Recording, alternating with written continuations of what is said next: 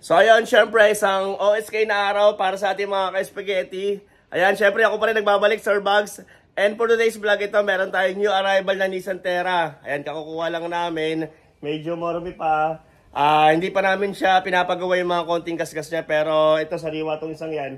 Pinalitan pa lang namin yung gulong niyan. Pero ayan, yan ang ipapakita ko sa inyo ngayon. At itong aking Ford EcoSport, itong aking nasa likod. Ayan, sasagad ko na yung presyo niyan kasi may mga parting kaming unit. Halos pass break ko na yan para sa inyo. Siguro mga nasa 8,000 na lang megit yan pag ipipinancing nyo sa 30% down payment. Pero syempre, bago tayo magsimula, kung bago ka pa lang dito sa aking YouTube channel, baka pwede magpa-like at magpa-subscribe na rin kung okay lang naman. At kung sa Facebook ka na naman nanonood, ayan, pa-follow na rin at pa-share para sa ibang ka-spaghetti natin. At mag-comment ka na rin dito, sana kung okay lang. So, sa mga gusto magpa-schedule for viewing dito, kasi wala nagbabantay dito sa aking warehouse, ayan yung aking contact number, text or call kayo bago kayo pumunta. At para ma-update ko kayo kung available pa yung sasakyan. At syempre, para malinisan. Okay, so ayan, start na tayo. At ang address nga pala na itong aking warehouse ay number 10, Lilibet Street, Barangay Bungad, Project 7, Quezon City. Ayan, dito ako naglalagay ng mga sasakyan. Hindi ako nag-rent sa mga showroom kasi mahal ang upa doon. Dito, magkano lang upa namin dito. Kasya hanggang, ayan, 6 na sasakyan. Meron lang lumong bahay. Pero syempre, kaysa iupa natin sa mahal na showroom, ibigay na lang natin discount para sa mga subscriber natin. Okay, so ito, 2020. Ayan, Nissan Terra BL. Ayan, 4x2. Automatic transmission, kulay black. Ayan, diesel engine. First owner, 2 susi. Ayan, complete with manual and booklet. At syempre, dahil first own, casa maintain with casa record yung isang yan. So, ayan, meron lang siyang mga, syempre, dahil second hand sa paggamit, hindi talaga naiiwasan yung mga minor na scratch tulad ng mga ganyan, Ayan, Pero ewan ko lang kung madala sa batting yan. Sarado lang kasi yung mga gumagawa sa amin ngayon. Pero syempre, ayan, papagandahin natin yan bago nyo makuha kung talagang survive kayo dito. At syempre, tulad na sabi ko, madali naman ako kausap. Tawag lang kayo, basta sigurado. Yan, basta pasok na yung tawad nyo, bibigay ko na yan. So ito, kulay black, diesel engine. Pinilitan na namin yung gulong na ito, na makapal na yan. Kasi ang mileage nito, nasa 50,000 na ata. Check natin mamaya. So ito, syempre, naka-mags. Ayan, BL 4x2. Ayan, power seat na rin itong isang yan, power seat. So, meron na rin ito, stepboard, naka-tint, syempre, keyless entry. So, ito yung kanyang loob. Sariwa yung loob nito. Medyo maludumi lang talaga kasi, syempre, papabapping muna namin siya, papalitan sa mga dapat i-retouch. At, pero sariwa siya. Ayan, push start button. Syempre, ayan, power seat na rin. At kita nyo naman sa kanyang pagka-leather, sariwa pa yung kanyang mga upuan. Ayan, naka-leather seat. Yan, meron din monitor sa bubong, sa kisame. Yan. Siyempre, naka-stock LCD monitor. Okay, sariwa. Dito, kita nyo naman dito. Yan, yung pagkakulay niya, marumi lang talaga. Pero fresh in and out. So, check natin yung kanyang saktong mileage. Okay, so ito, start natin. Yan, one click start. So, dahil lang natin itong volume ng radyo dahil baka makapi strike tayo. So ito yung kanyang manual booklet. Ayan, kompleto yan. Dahil first owner, 2 susi. At kaya pinapakita ko siya ng ganitong marumi pa lang. At least malaman na agad na mga nanonood ang mga history ng sasakyan. Siyempre mas maganda kasi yung ganun So ito yung kanyang puwan sa likod. Medyo madilim lang pero malinaw naman yung camera natin. At meron na rin siyang back camera. May naka-dashcam. Ayan kalikutin na lang natin yan. Siyempre meron na rin ito. Kompleto rin yung kanyang RFID para sa south at sa north. Yan, at dito maraming pindutan sa kanyang steering wheel. Ang kanyang saktong mileage pala ay ito 50,236 at ako mismo nag-scan nito gamit ko yung full system scanner natin. Ayan, check natin, okay siya lahat. Yun lang talaga yung mga konting gasgas na sobrang minor lang. Kaya ito naman yung kanyang upuan sa likod. Ayan, at LED na rin pala yung mga ilaw dyan sa taso. Ayan, meron siyang aircon, syempre dyan. Sariwa talaga to, yung loob nyo. At saka hindi siya amoy matanda. Ayan, kasi yung pagka-leather niya, kita nyo, fresh na fresh pa. Ayan, may nyo na to. Siyempre, send nyo yung aking contact number para sa magpapa-schedule. Unahan na lang kayo dito. Okay, so ito naman yung kanyang likuran. Ayan, Nissan Terra BL. So, number 1, Lunes ang kanyang coding. Ayan, 4x2. Ayan, meron na rin siyang 4 na back sensor. Ayan, 1, 2, 3, 4. Dito nyo naman, medyo malikabok lang. May mga konting-konti lang talaga ng mga hairline Pero yung iba dyan kasi, hindi pa naman ito na bapping. So, baka makuha sa bapping yung iba dyan Pero ang papalitals namin dyan na sigurado is halos baka wala eh. Kasi talagang mga ano lang eh, mga hairline lang yung mga gasgas sa kanya, baka makakuha sa mapping. Ito lang, pero mukhang napakababaw lang kasi hindi naman siya lumubog oh.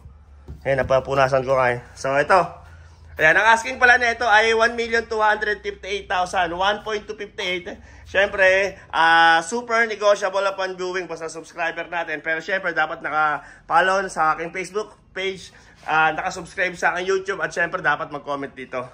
So, para sa sample quotation, ayan, mag-PM kayo sa aking Facebook page. Ayan, sa Sir Bugs, type nyo lang sa mga Facebook nyo. Ayan, Sir Bugs, yung naka-number 8 na sando para ma-replyan kayo ng aking admin for sample quotation. At para sa low down payment, ayan, susubukan natin pa-approve yan sa financing. Okay, so ayan, ulitin ko, 2020 Nissan Terra, ayan, BL, automatic transmission, 4x2, diesel engine, kulay black, 50k plus mileage, ayan, first owner, complete with manual and booklet, kasa maintain with kasa record, ayan, dalawa susi, 1,258,000 ang kanyang asking, 1.258. Okay, so next tayo dito sa ating EcoSport. Okay, so ito next unit natin, ito 2016 Ford EcoSport, top of the line, ayan, 1.5 engine, gas, ayan, kulay bronze pang tawag sa kulay na yan. Ayan, isagad ko na to sa 380,000. Ayan, para makuha na kasi may parating kami, makita nyo naman, oh, masikip dito. So, ayan, siguro kung ipipinancing mo to, baka nasa 8,000 lang may kitang monthly na ito kung kukunin mo sa 4 years. Pero siyempre, 30% yung down payment nun. At kung gusto mo mas mababa DP, try natin ipa-approve yan, tulungan ko kayo. Siyempre, may babayaran pa yung shuttle mortgage, insurance, at saka transfer of ownership. Ayan, 1.5 engine, 58k mileage. Ayan, with sunroof, dalawa rin ang susi ng isang yan. At yun, dating 480 ng asking ko na ito, 418. So, bigay ko na lang ng 380 para sa mga kaya-spaghetti ko. Okay, so, ikutin ko lang naka-mags. Ayan, medyo madumi lang din. Ayan, sa gulong, makapal pa naman yung kanyang gulong. So, ito, napakasariwa ng loob nito eh. Check natin. Pero na-vlog ko naman na ito dati, syempre. Para sa mga, ayan, mga bago makakapulod pa lang ngayon. Ayan, naka-leather seat na rin. Ayan, push start button. Top of the line. So, ito yung kanyang sunroof. Ayan, may nyo na to. Okay, so ayan, ulitin ko. 2016 Ford EcoSport Titanium. Ayan, top of the line, 1.5 engine, gas, 58k plus mileage. Ayan, meron lang siya mga konting ganyan, no? Ayan, syempre, dahil second hand yung sasakyan, hindi talaga naiiwasan yung mga ganyan. Ayan, first owner, dalawa susi.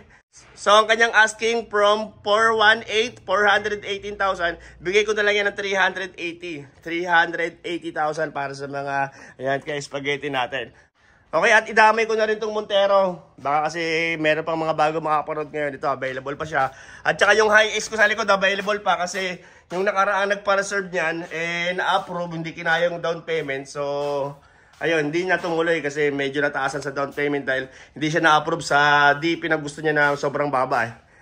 Okay, so ito, 2012 Mitsubishi Montero Sport GLSB. Ayan, gwapo lang, syempre, Vugs as victory. Ayan, automatic transmission, diesel engine, 140k mileage. Ayan, with paddle shift. Ito, kulay bronze din natin yung tawag sa kulay na yan eh. O ito, 598 na lang to, 598,000. At ayun, super negotiable upon viewing. Puntahan nyo rito kung gusto nyo tawaran, kung sure buyer kayo. Ayan, pag-usapan natin yan. I'm very easy to talk. Okay, so ayan, check natin yung loob nito. Sariwa rin yan, no? Ayan, automatic transmission, diesel engine, will maintain. Ayan, so ikutin lang muna natin dito sa labas. Medyo malikabok lang din. Ito, kaibigan to ng partner ko yung may-ari. Binenta na sa kanya kasi, ayan, may kinalangan daw ng pera eh. So ito nakamag sa gulong, makapal pa yung gulong na ito. Ayan, naka-stepboard na rin, naka-tint. At napakaganda ng loob na ito, check natin. So ayan yung loob niya. Ayan, malinis.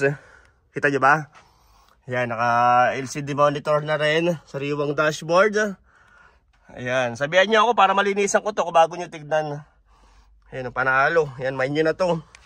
140k mileage. Kita nyo naman dito. May mga syempre dahil second hand, may mga bura-burang ganyan. Pero 2012 model eh. Pero sa edad niya, sariwa siya. So ito naman yung kanyang likuran. Yan, GLSB. Yan. Ay, meron din palang konting kaskas dito. Ayan, pero pag-usapan natin kung ano, pwede natin pa-retouch yan. Pero baka i-bapping lang din yan, no? Okay, so ayan, ulitin ko. 2012 model. Mitsubishi Montero Sport GLSB. Ayan, automatic transmission, diesel engine, with paddle shift. Ayan, 140k mileage. 140,000 ang kanyang tinakbo. Ayan, first owner. Okay, thick tires. Ayan, with Lenovo monitor, will maintain. Ayan, 598,000 ang kanyang asking. 598,000 pesos only, okay? So, ayan, next tayo dito sa High Ace. Kasi itong nagpa-reserve na ito, nag-request siya ng 130 all-in down payment. Hindi na-approve, na-approve siya sa 180 yata, pero hindi niya kinaya yung additional 50,000. So ito, 2018 to na Toyota Hi-Ace Commuter. Ayan, 3.0 manual transmission, 70k plus mileage. At ayun, naka-upgrade na yung kanyang bumper. Syempre, LED na ilaw. Yan, meron na rin fog light. At ito, kinabit ko na yung kanyang mugs. Previous ko na yan. At sa gulong, makapal pa yung kanyang gulong. Nasa 90% pa yung kapal niyan. Ayan. Last time na na-vlog ko to, kung sa mga nakapanood, may tas-tas to sa kanyang upuan. Pero syempre, ayan, pinagawa ko na yung kanyang upuan. Ayan, maganda na yung kanyang pagka-leather. Ayan, naka-LCD monitor. So, check nyo na lang dito. Sabihin nyo kung kailan kayo pupunta. At para masamahan ko kayo kasi walang nagbabantay dito. Ayan, so ito lang muna kasi yung ibang unit namin parating pa at saka yung iba pinagamit ko muna dito sa mga kaibigan syempre para hindi na i-stock. Okay, so ulitin ko to, 2018 model. Ayan, Toyota Hi-Ace Commuter 3.0 manual transmission, diesel engine. Ayan, kulay white. 70k plus mileage. Ang asking na ito ay 858,000. Ayan, sa mags pa lang panalo ko na dyan. Ang worth 40,000 yan. Yung kanyang mags. Okay, so balik na muna tayo sa akin. Okay, so yun na lang muna para sa ngayon. At next content ko na lang, babalik tayo dun sa kabilang warehouse. Sa isang pinagbabalanggan ko, yung mga fast brake unit, sa mga low budget, ayan, sa mga naghahanap ng mga budget cars. Okay, check natin to sa sunod na content ko. Baka may mapili kayo. At ayun, syempre, maraming salamat na sa mga nanonood pa rin hanggang ngayon. Sa mga nakasubscribe, nag-follow, at hanggang ngayon naniniwala para sa akin. Thank you sa inyo, syempre. At muli, Starbucks nga pala ang pinakagwapong bugaw ng mga Repossessed cars. Thank you very much for watching.